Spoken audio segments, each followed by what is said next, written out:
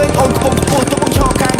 Being with me there's no damn home សុខចិត្តបាយគៀនតូបឲ្យតែស្រីវាយហាមឲ្យអូនទៅព្រោះគេមានម៉ូតូធំបងមានម៉ូតូខូចបងដើរអត់បានបេះដូងធំគ្រាន់តែថាផ្ទះតូចខ្លាំងខ្លួនបងប្អូន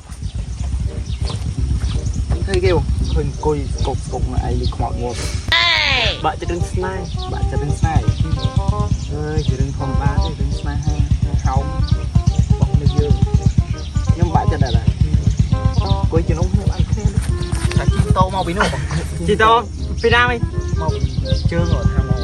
ស្រែអីមើលស្រែវិញខាតស្រែមាននៅហ្នឹងហើយបងឯងបាក់ចិត្តរឿងស្នេហ៍គេដែរស្រីបោកតិចតួចអីចឹងបាក់ពីចុងឯងទេហើយមកយើងកាត់មកជាមួយស្មោះវាបាក់ចិត្តមែនអូ